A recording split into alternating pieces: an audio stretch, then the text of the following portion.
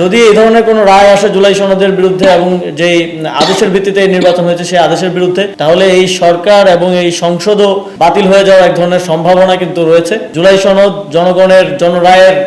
প্রেক্ষিতে হ্যাঁ ভোট বিজয়ী হওয়ার মধ্য দিয়ে জুলাই সনদ বাস্তবায়ন এখন এই সরকারের জন্য বাধ্যতামূলক। এবং যদি মাননীয় আদালতে এই জিনিসটা চ্যালেঞ্জ করার মাধ্যমে বিএনপি নিজের সরকারকেই চ্যালেঞ্জ করলো বলে আমরা মনে করছি, কারণ এই একই সনদের ভিত্তিতে কিন্তু নির্বাচন অনুষ্ঠিত হয়েছে। সংবিধানের ভিত্তিতে নির্বাচন হলে সেটা 29 সালে হওয়ার কথা। যদি এই ধরনের কোনো রায় আসে জুলাই সনদের বিরুদ্ধে এবং যেই আদেশের ভিত্তিতে নির্বাচন হয়েছে সেই আদেশের বিরুদ্ধে, তাহলে এই সরকার এবং এই সংসদও বাতিল হয়ে যাওয়ার এক ধরনের সম্ভাবনা কিন্তু রয়েছে। সেই জায়গা থেকে আমাদের আহ্বান থাকবে যে এই ধরনের জনগণের সাথে প্রতারণা, বিভিন্ন লেয়ারে প্রতারণা করার জায়গা থেকে আমরা বর্তমান সরকারকে সরে আসার আহ্বান জানাবো এবং আদালতকে ঢাল হিসেবে ব্যবহার না করার আহ্বান জানাতে চাই। আমরা ইতিমধ্যেই জানিয়েছি এবং বলেছি, বারবার বলছি যে এখনো অধিবেশনের আরো কিছুদিন সময় বাকি আছে এবং এখনো সময় আছে। আমরা আহ্বান জানাবো যে সরকারি দলের সংসদ সদস্য যারা আছেন, আপনারা সংবিধান সংস্কার পরিষদের শপথ নিন এবং যে এই শপথটা যদি আপনারা না নেন তাহলে যে আদেশের ভিত্তিতে নির্বাচন হয়েছে সেই আদেশের লঙ্ঘন হয় এবং এর মধ্য দিয়ে একটা বড় আইনি জটিলতা তৈরি হয় এবং এই জটিলতা কোথায় গিয়ে ঠেকবে সেটা এখনো আসলে পরিষ্কার না। আমরা একটা সুষ্ঠু গণতান্ত্রিক এবং নিষ্কণ্টক গণতান্ত্রিক উত্তরণ এবং যাত্রা চাই আগামীর বাংলাদেশে। সেটা করার জন্য আমাদেরকেও সহযোগিতা করতে হবে, সরকারকেও, সরকারি দলকেও সেক্ষেত্রে এগিয়ে আসতে হবে। আমরা দেখছি যে শুধুমাত্র এই যে আদালতে যাওয়া এবং সিলেক্টিভ সংস্কার করা এবং সংস্কারটাকে, সংবিধান সংস্কারটাকে এক ধরনের সংশোধনীর মধ্যে নিয়ে আসার মাধ্যমে ৭২-এর সংবিধানকে রক্ষা করার এক ধরনের